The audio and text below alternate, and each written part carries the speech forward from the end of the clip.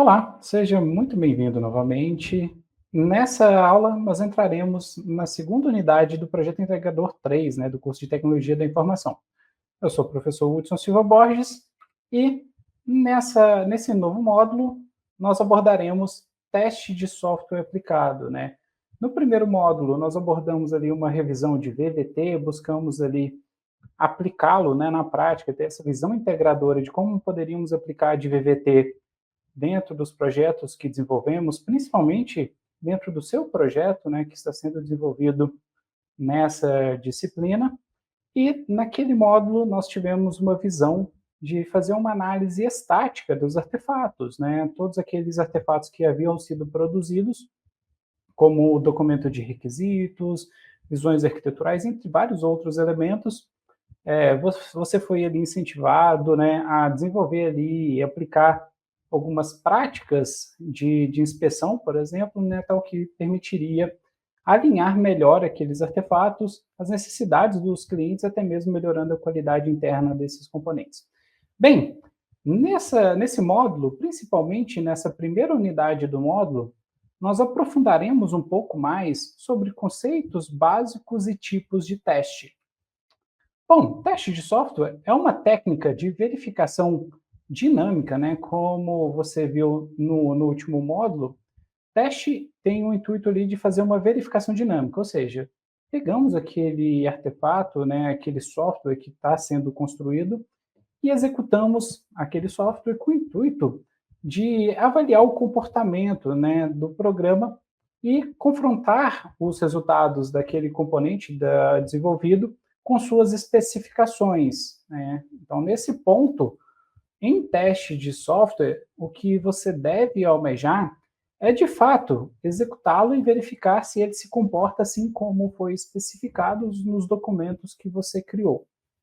Bem, teste de software não é uma tarefa simples, Daí surgem várias questões, Algumas questões importantes incluem, por exemplo, o que devemos testar? Quando a gente está discutindo a questão de testes, é muito comum surgir essa dúvida. Será que a gente deve sempre testar tudo? É viável testar tudo, O que a gente deve testar? O que é mais importante de se testar? E se eu também testo pouco do meu sistema, é muito provável que eu não vou conseguir ter uma cobertura adequada e identificar aqueles defeitos, inclusive chegar aos defeitos dentro do sistema. Outra questão importante nesse processo é como que a gente pode testar.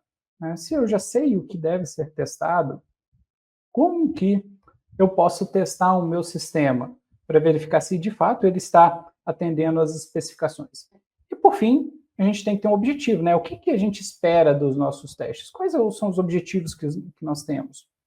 Quando você cria um conjunto de teste, e aqui eu vou trazer de uma forma bem mais abrangente, tal, que vai englobar ali muitas das disciplinas que você fez ao longo do curso, aqui a gente tem que ter uma visão mais abrangente e objetiva, ou seja, mais do que simplesmente criar testes e esperar algum comportamento específico, qual que é o nosso plano, qual que é o nosso objetivo ao testar um sistema? Então, essas são questões importantes que, nessa aula, eu vou buscar alinhar com você, tal que você consiga aplicar de fato dessas técnicas, desses processos, dentro do projeto que você está desenvolvendo, que é o objetivo desse módulo.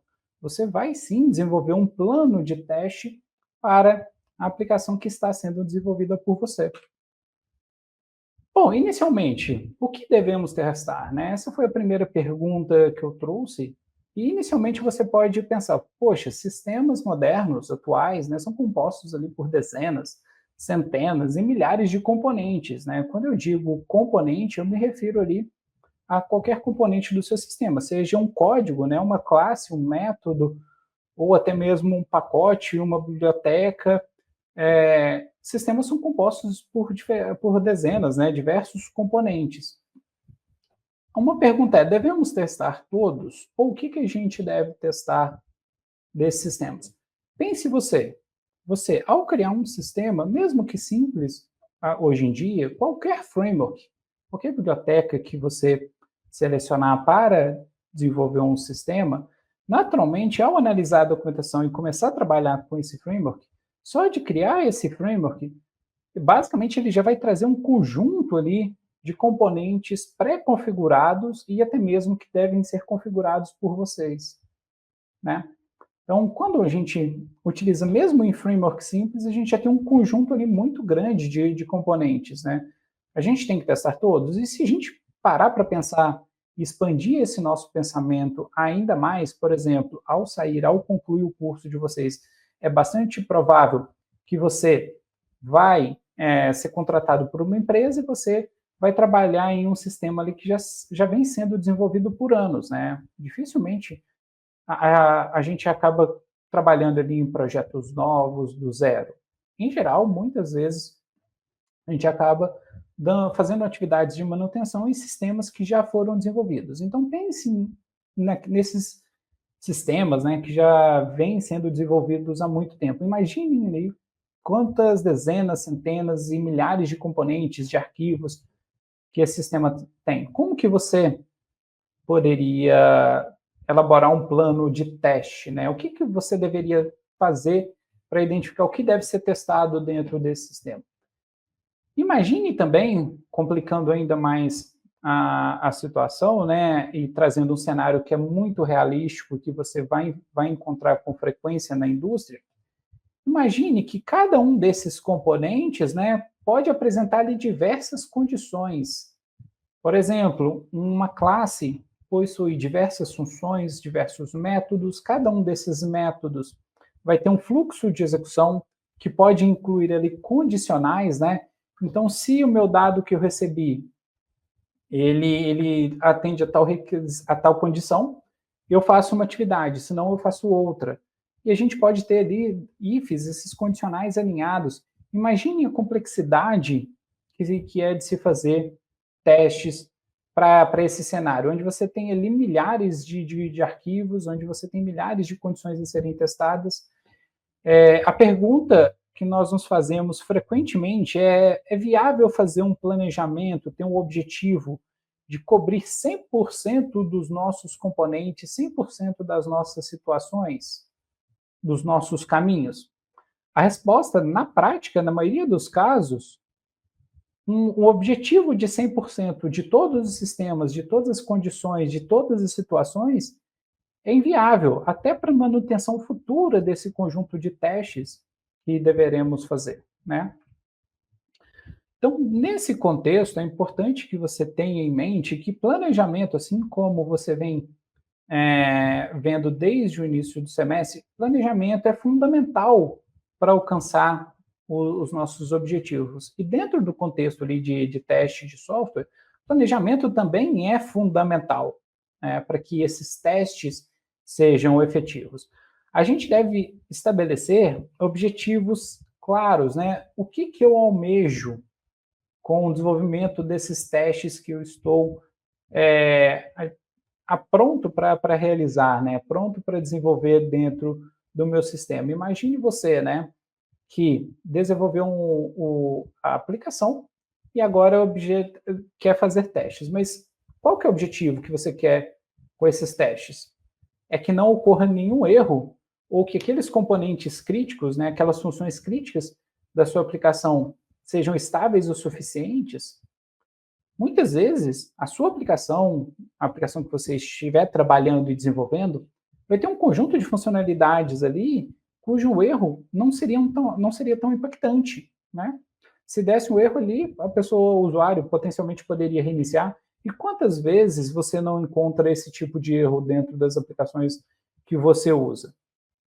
Portanto, esses objetivos devem visar ali principalmente, né, aqueles elementos que são críticos na sua aplicação. Então, a gente tem que começar a pensar, olha, o que é crítico na minha aplicação, que não pode falhar, que não pode apresentar um erro, que não pode ter um defeito, porque vai me causar prejuízo. Então, um ponto que deve ser considerado aqui é justamente a questão do impacto que uma eventual falha do sistema, assim como nós discutimos, né, vai ter dentro da sua aplicação. E para isso, esses testes, né, esse conjunto de teste que você vai desenvolver, que você almeja desenvolver, deve considerar sim, tá, o perfil da aplicação, os seus usuários e diversos outros elementos. Então, de uma perspectiva integradora, para a aplicação dos testes, como estamos discutindo aqui, é importante parar para pensar novamente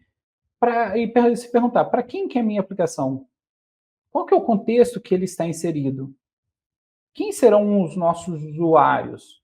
Né? Para aí sim ter um conjunto ali de objetivos bem claros e para isso construir um planejamento, um plano de teste e que seja plausível de ser atendido. Né? Mais uma vez, ressaltando aqui um ponto que é importante, né? A gente tem que ficar atento a todas essas questões e com essa visão integradora que nós temos dentro dessa disciplina, a gente não pode considerar o desenvolvimento de testes simplesmente como um desafio de criar código que vai verificar condições. Não. A ideia aqui é que a gente tem que considerar esse perfil, os usuários e diversos outros elementos que, sim, vão nos ajudar ali a ser mais efetivos, né, na construção desses testes. A ideia é, de fato, né, criar bons testes, né, para que a gente consiga cobrir ali uma cobertura estabelecida nos nossos objetivos e, com isso, ter uma garantia da qualidade dos nossos componentes. Bom, então agora que já discutimos o que a gente deve testar, né, a gente pode discutir um pouco mais ali como podemos testar, como a gente pode elaborar testes que sejam efetivos dentro do contexto dos nossos trabalhos, né, das nossas aplicações. Bom, existem ali testes que a gente chama de testes de caixa branca. Testes de caixa branca, entenda ali como um elemento, né, que seja transparente, tal que você consiga ver facilmente o interior. E, de fato, né, dentro do desenvolvimento de software, testes de caixa branca partem da premissa que nós conhecemos o interior do artefato. Então, nós temos uma classe, nós temos uma função, nós temos qualquer outro artefato ali do nosso sistema que seja necessário ser verificado, né? Quando a gente diz teste de caixa branca, eu indico ali, por exemplo, olha, eu tenho um conhecimento da estrutura interna daquele artefato.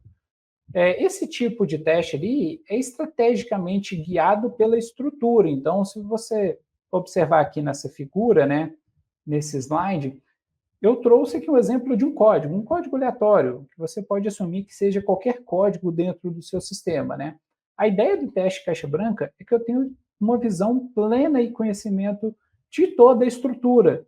Então, o meu código pode começar com uma simples atribuição de valor, depois ele faz uma verificação de algum condicional, então inclui um if, poderia incluir um else, poderia ter alinhados, poderia ter estruturas de repetição, né, que complica bastante também a elaboração de testes efetivos. Mas notem que dentro do teste caixa branca, eu tenho um conhecimento total da estrutura que eu estou analisando. Se você conhece a estrutura do código que você vai testar, é muito mais simples criar testes direcionados para a estrutura. Então, o objetivo aqui é encontrar erros. Então, dentro daquela taxonomia que nós discutimos lá inicialmente, defeitos são ali erros de interpretação, né? Ou melhor, defeitos, eles são problemas de interpretação do problema, né? Que refletem ali em uma definição incorreta. Nós temos erros que é a concretização, materialização daquele defeito dentro de algum artefato, dentro de um código, e falha é o erro na execução daquele erro. Note que a ideia de teste de caixa branca é analisar essa estrutura, né, do nosso código e buscar construir um teste que vai cobrir todas as condições, todas as linhas, todos os caminhos possíveis dentro dessa estrutura para encontrar esses erros. Logo, quando nós executarmos esse código, a gente espera, se o código estiver correto, que não sejam encontradas falhas, né? Não existem erros nessa estrutura. Bom, se testes de caixa branca nós temos o conhecimento interno do código, nós temos um outro tipo, que é o que a gente chama de teste de caixa preta. Nesse tipo de teste caixa preta, nós não temos conhecimento do interior do artefato. Então, assuma, por exemplo, que você foi atribuído a trabalhar em um projeto qualquer dentro do seu time, né? Bom, você chega lá, você não vai ter conhecimento da estrutura interna da aplicação. Você não vai saber os detalhes, os condicionais, como elaborar testes que sejam efetivos. Em geral, você não vai poder se guiar pelaquela estrutura interna, hein, porque você não tem esse conhecimento do artefato, né? Mas você tem, muitas vezes, o conhecimento dos contratos de interfaces daqueles componentes. Então, você sabe que tem uma classe, essa classe vai ter uma função, um método ali que executa uma operação. E aqui eu trago nessa imagem para vocês um exemplo da interface list do Java, né? Java, da linguagem de programação Java. List é uma interface que deve ser implementada ali por algoritmos, né, por métodos, por classes que implementem essa interface que objetivam ali criar listas, né, de dados. Temos ali exemplos de linked list, array list, entre outros. Então, que todas essas implementações terão que ter um método chamado add, que recebe um elemento e ele retorna um booleano, né, se teve sucesso ou não na operação. Isso aqui é o que a gente chama de interface, de contrato de operação. Bom, se eu quero testar alguma classe que implementa essa interface, naturalmente, eu sei aqui da assinatura dela, né, dessa função, do nome, dos parâmetros, do retorno. Logo, eu posso começar a elaborar ali testes que verificam o comportamento esperado para essa função. Então, por exemplo, se eu tenho uma lista, né, que seria, eu poderia desvirtuar um pouquinho mais do princípio da lista, né, mas se fosse um set, um conjunto, onde não pudesse ter duplicados. Se eu adicionasse um elemento que já existe, naturalmente eu esperaria um erro, né, ao adicionar um erro, um elemento que já existe, que é o princípio de um conjunto. Já em uma lista, que é o que a gente está discutindo aqui, ao adicionar um novo elemento, eu espero que ele vai, por exemplo, para o final da lista. Então, eu vou verificar, né, se um elemento que eu adicionar a partir dessa função aqui, ele vai, de fato, ficar ao final da lista. E, para isso, ali a gente pode considerar outros elementos que a gente vai discutir algumas estratégias em breve. Diferentemente dos testes de caixa branca, testes de caixa preta encontram falhas, né? A ideia de falhas é porque você vai executar e você vai encontrar a falha, ou seja, você só vai saber se um erro existe depois de executar aquele teste, porque ele é caixa preta, né? Você não tem conhecimento da estrutura. Poderia ter algum elemento da estrutura que você não testou e o seu teste não pegar. Isso não significa que não tenha falha. Então, testes de caixa preta, em geral, são testes mais simples do que caixa branca e consideram a assinatura, né, das funções, dos métodos que estão sendo testados. Bom, ainda nessa discussão de como podemos testar, né, nós podemos passar ali pelos tipos de testes. Quais tipos principais que nós temos de testes? Então, aqui, nós temos testes unitários, lembrando que a gente pode adotar teste de caixa branca, teste de caixa preta, tá? Para esses tipos de testes. Nos testes unitários, nós buscamos avaliar pequenas unidades do nosso código. Então, supondo que você tem um sistema com diversas classes, né? Você tem diversas classes, classe C1, classe C2, classe C3, C4, CN, você tem muitas classes. A ideia de testes unitários é construir testes, tá? T1, T2, T3, T4, T5 e assim vai, tal que esses testes vão verificar o comportamento dessas unidades, ou seja, das classes. Então, o meu teste T1 vai fazer a verificação ali de elementos da classe C1. Meu teste T2 vai testar também essa classe C1. Você pode imaginar que o seu teste T1, por exemplo, verifica o método X, o teste T2 verifica o método Y e assim vai. Nós podemos ter diversos testes associados a cada unidade. E note que a gente está buscando avaliar pequenas unidades, como classes. Classes são pequenas unidades dos nossos sistemas. Podemos ter classes sem testes? Podemos. Né? A discussão aqui é justamente que vocês tenham um espírito crítico no sentido de, olha, quando que eu preciso testar uma classe? Será que essa classe é tão relevante assim para que seja testada? Qual que é o impacto de um erro nesse componente? Qual que é o impacto desse erro no meu negócio? Se não tem erro, se não tem impacto nenhum, para que eu vou gastar tempo testando aqui, sendo que eu tenho diversos outros mais importantes a serem testados? Mais uma vez, eu não quero dizer aqui que tem alguns elementos que não merecem ser testados. Todos os elementos merecem, todos os componentes precisam ou merecem ser testados. Contudo, devido à limitação ali de tempo, de recurso, de pessoas e tudo mais, nós devemos tomar essa decisão, obviamente. E você, nessa disciplina, vai ser capaz de raciocinar sobre a viabilidade de aplicar nesses determinados componentes ou não. Né? Testes unitários normalmente focam em testes de caminho, ou seja, caixa branca. Por mais que possamos utilizar de testes unitários para o desenvolvimento usando ali testes de caixa preta, em geral, testes unitários, como testam pequenas unidades, eles focam em testes de caixa branca, ou seja, verificando as condições, os caminhos passíveis de ser executados desses componentes pequenos. Isso porque testes unitários, na grande maioria das vezes, é feita pelo próprio desenvolvedor. Então, existe uma regra ali entre os desenvolvedores, tal que se você desenvolveu uma classe, você é responsável por desenvolver um teste para aquela classe. Então, quando você desenvolve uma classe, uma boa prática que você deve adotar é sempre desenvolver os testes unitários para aquela classe, buscando uma cobertura de 100% de linha de código. Mais uma vez, a discussão aqui, anteriormente eu disse que não é viável buscar 100% de cobertura, mas 100% de linhas de código não necessariamente testam todas as condições possíveis da sua aplicação, tá? Eventualmente ali podem ter caminhos ali que não são testados, né?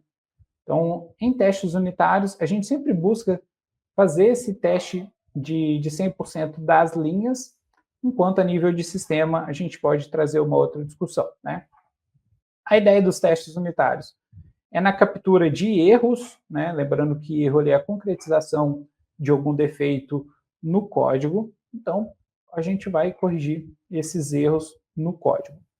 Bom, como que nós podemos testar, né, os nossos códigos dentro desses tipos de testes, dos testes unitários? Existem algumas técnicas que são comuns para projetos de testes, né?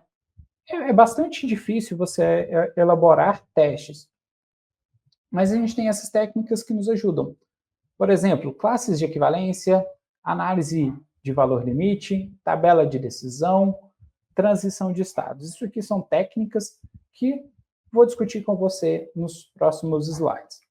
Bom, pessoal, então classes de equivalência é uma técnica para desenvolvimento de testes que consiste na separação das entradas em classes ou grupos com comportamentos semelhantes. Então, por exemplo, para facilitar o seu entendimento e aplicação dessa técnica dentro do seu projeto. Imagine que dentro do seu projeto você tem ali diversas classes, né, um sistema orientado a objetos. Essas classes possuem ali diversos métodos, que são comportamentos dessa classe. E você quer garantir que esse método, esse comportamento, esteja alinhado com as especificações dentro daquela classe. Bom, para início, a gente tem que entender que, olha, um método tem um conjunto de dados que são necessários, ou seja, os parâmetros que a gente deve fornecer para a chamada desse método, e tem também um conjunto ali de retornos, né, um ou mais retornos, dependendo da linguagem que você usa, para aquele método. Bom, nessa técnica, né, de classes de equivalência, a gente vai buscar separar as entradas, ou seja, os parâmetros, em classes, grupos com comportamentos semelhantes. Eu vou trazer um exemplo aqui para deixar mais claro. Supondo que você está dando manutenção em um website, esse website tem uma função de verificar a maioridade dos usuários desse website, então que, dependendo da idade do seu usuário, daquela pessoa que está acessando o site, você não pode permitir que ele acesse o sistema. Então, a sua função vai receber ali, por exemplo, os metadados do seu usuário, ou propriamente a idade do usuário da sua aplicação. Nesse cenário, quais são as classes, quais são os grupos de equivalência que nós podemos identificar para verificar a maioridade? Naturalmente, a gente pode pensar dentro do Brasil, né, como maiores de 18 anos ou menores de 18 anos. Essa aqui é uma classificação mais natural que fazemos dentro do nosso contexto, né? Então, em uma técnica assim, baseada em classes de equivalência, para fazer a verificação, o desenvolvimento do teste dessa função, você tende a construir dois grupos e fazer testes fornecendo entradas e verificando o comportamento. Por exemplo, se eu quero verificar um comportamento dessa função para entradas válidas, eu vou fornecer um conjunto de valores ali que parte de 18 anos e espero que essa função retorne positivo para essa verificação que eu estou fazendo, né? Positivo no sentido que é permitido que aquele usuário acesse a sua aplicação. Então, você vai fornecer ali 18, 19, 20, 1000, 5000, que não são idades válidas, mas dentro do contexto inicial, faz parte do conjunto esperado, né? Assim como o menor de 18 anos, você pode fornecer qualquer valor abaixo de 18 anos. Mas note que nessa discussão aqui eu já trouxe uma questão ali que é bastante interessante. Ok, mas não são somente idades válidas e inválidas, né, no sentido de permitir entrar. Tem idade ali que não faz sentido, por exemplo, 0 anos ou idades negativas. Isso não existe. Não existe. Então, se dentro da sua aplicação faz sentido ter mais classes e grupos, tá? Não se limita a dois conjuntos. Classes de equivalência não consiste somente em uma avaliação binária, válidos e inválidos não. Podem haver diversos conjuntos, né? A gente pode ter inválidos como menores de 0 anos, que são idades inválidas, não permitidos como menores de 18 anos e maiores de 0 ano, né? A gente considera ali um outro intervalo. E a gente adiciona essas classes e grupos assim como necessário. Então, classes de equivalência buscam identificar esses grupos que têm comportamentos semelhantes que a gente precisa avaliar. Outra técnica bastante utilizada é a análise de valor limite. A análise de valor limite busca avaliar os limites das classes de equivalência. Bom, se na técnica que eu apresentei anteriormente, na classe de equivalência, nós construímos grupos, né, como por exemplo a questão das idades, nós temos na literatura e na prática indícios que grande maioria dos erros que a gente encontra estão nos limites. Tanto é que um tweet que eu trouxe num slide anterior, como esse do Maurício Nisch, que é um pesquisador brasileiro, ele traz nessa mensagem aqui para uma revista que a maioria desses erros, né, desses bugs, estão presentes nos limites, né, que é justamente essa técnica de análise de valor limite nos ajuda a identificar. Então, dentro da análise de valor limite, né, associada, por exemplo, a uma classe de equivalência ainda para verificação da maioridade dos usuários em um website, nós podemos considerar como casos de teste, por exemplo, 17, 18 e 19 anos. Na nossa condição, sabemos que 18 deve ser aceito, né? Ou seja, é inclusive 18 anos. Então, o nosso limite aqui é o 18. E devemos testar também os casos ali que estão bem próximos, né? Como, por exemplo, 17 e 19. 17, naturalmente, não deveria ser aceito. Já 19 e 18, sim. Né? Se essa função poderia receber um valor flutuante também, poderia ser considerado, sim, valores flutuantes. Mas aqui, no caso, estamos considerando ali valores inteiros. Ok? Então, dentro da técnica de análise de valor limite, nós consideramos justamente esses limites, né? Verificamos esses limites. Bom, dando continuidade aqui nas técnicas, nós temos também tabela de decisões. Você pode pensar, olha, poxa, verificar a idade é a coisa mais simples que tem. E de fato é. Tá? O exemplo que eu trouxe aqui para você é justamente como um meio de você entender a ideia. Em casos reais, é muito comum, tá, em cenários, principalmente cenários complexos, é muito comum que tenhamos ali uma grande quantidade de variáveis e combinações, tá, que devem ser verificadas para garantir ali o comportamento de determinada operação. Eu vou trazer um exemplo aqui para você como um algoritmo para avaliação de empréstimo, né?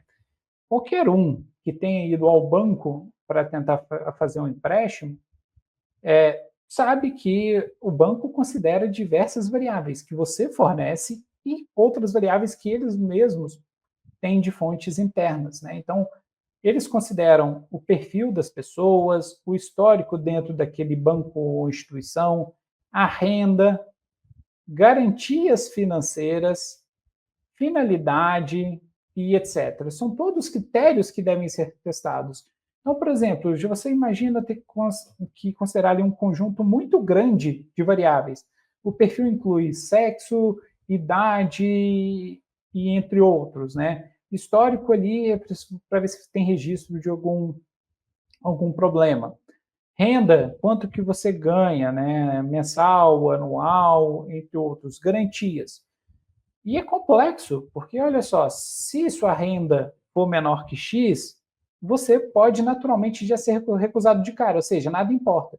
Mas existem casos que, se você tem uma renda, por exemplo, entre 2.000 e 3.000, pode estar condicionado a outras condições, como a idade. Olha, se a pessoa ganha entre 2 e 3.000 e tem entre 20 e 30 anos, eu preciso que ele apresente garantias muito grandes. Então, notem que o conjunto de combinações e condições a serem cobertas aqui é muito grande.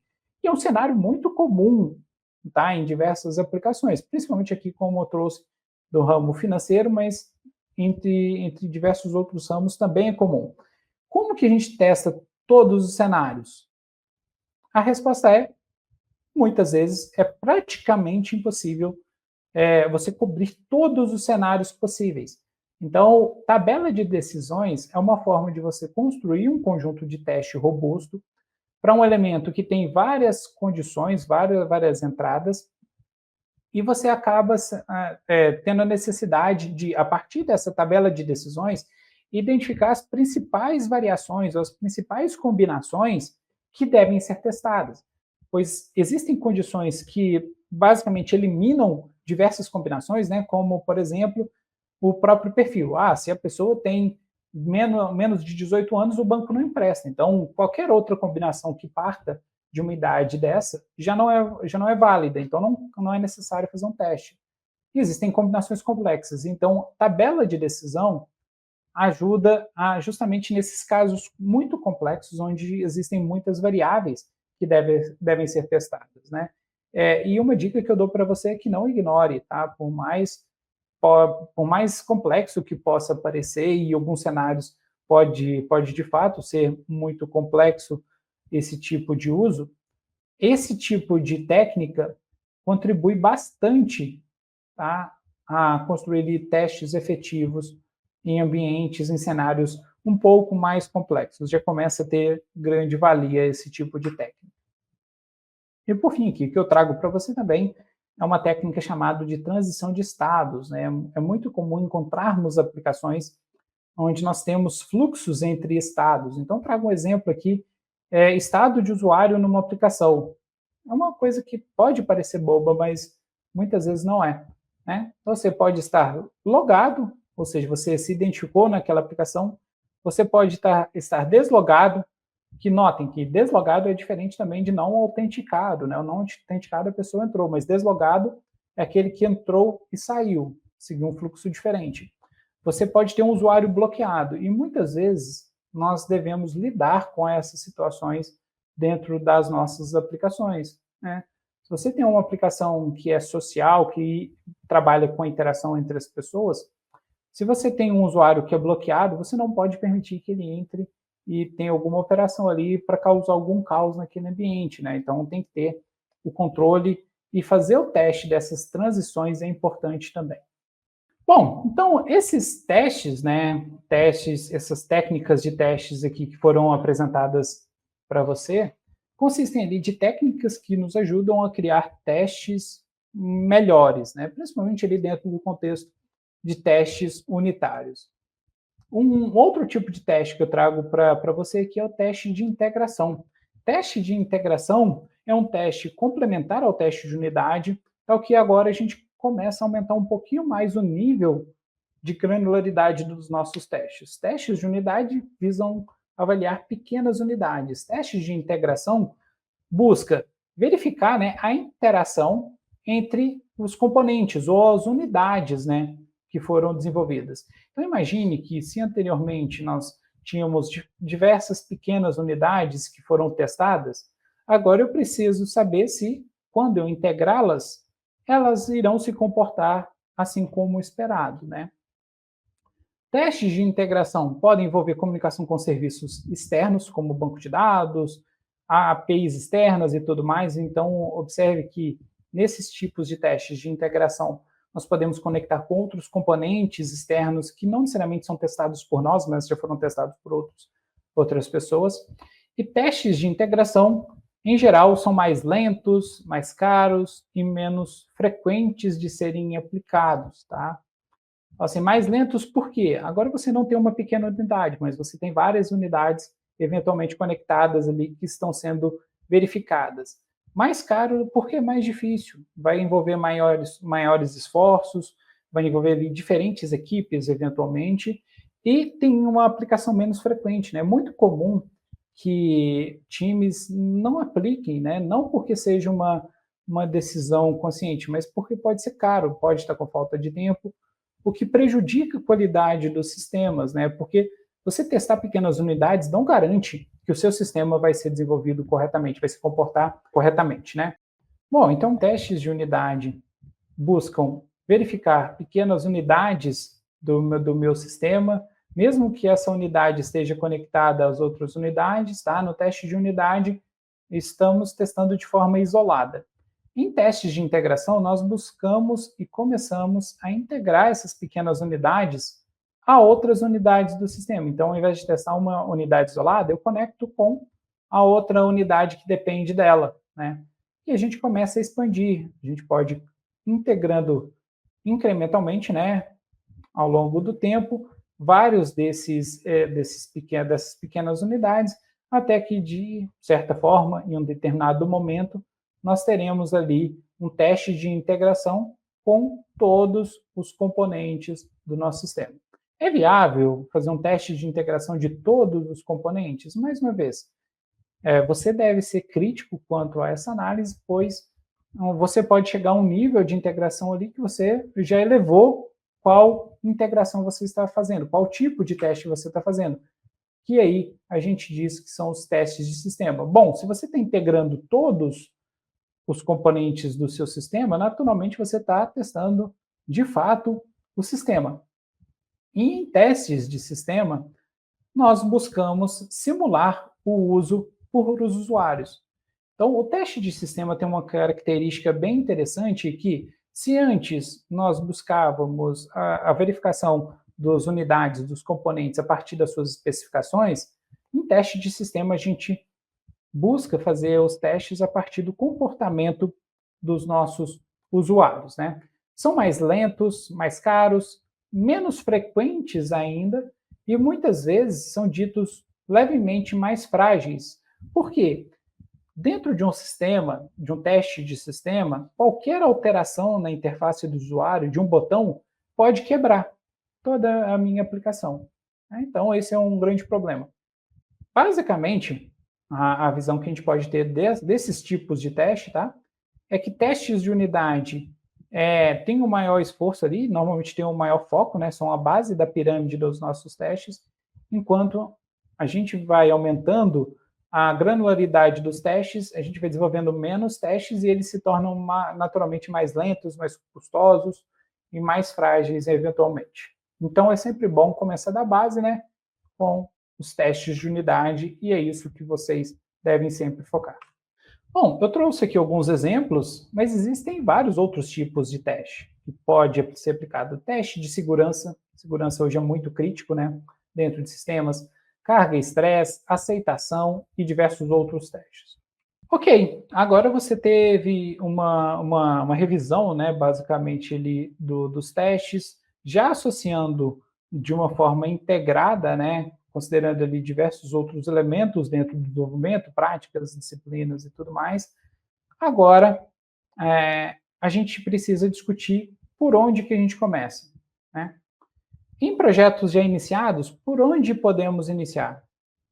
Bastante provável que você, nessa disciplina de Projeto Integrador 3, não tenha dado a devida atenção aos testes nas etapas anteriores, né? Projeto Integrador 1, 2, que deveria já considerar um planejamento de teste.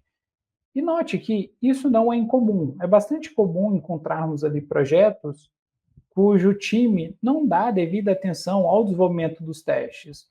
E nesse caso, quando começam a aparecer os problemas, né, as falhas nos respectivos sistemas, nesses projetos já iniciados, é que surge, ok, agora que eu tenho o meu sistema, como que eu posso aplicar o teste? Não tem um momento ruim de começar. O ruim é não começar a fazer os testes, né? Mas como que a gente pode iniciar com os testes? A resposta, como sempre, depende, né? Mas a gente deve considerar o desenvolvimento ali de testes para as unidades mais críticas e que têm potencial impacto significativo no negócio. Então, imagine que você lida com um sistema para um determinado domínio. Quais unidades do meu sistema que, se falharem, vai me causar um maior prejuízo?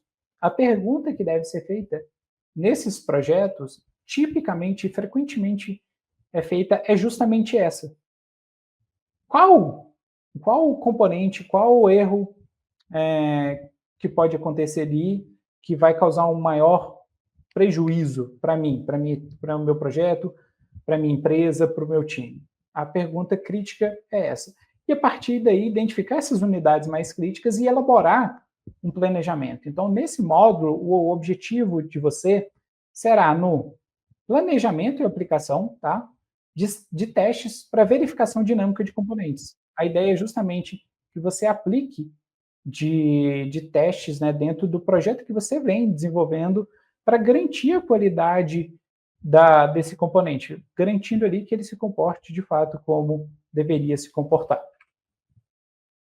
Bom, na próxima unidade, faremos ali um projeto de desenvolvimento de teste a partir de uma visão ali de um caso de uso. Eu vou trazer para você ali um caso de uso para que a gente possa refletir ali sobre como a gente pode aplicar teste e você associe esse caso de uso, estudo de caso, né, no caso, como você interpreta esse estudo de caso e pode aplicar uma estratégia semelhante ao seu projeto. Bom, os trabalhos que foram utilizados como referências estão aqui, também estão disponíveis para vocês em diversos outros canais. E agradeço a sua atenção e nos vemos na próxima unidade.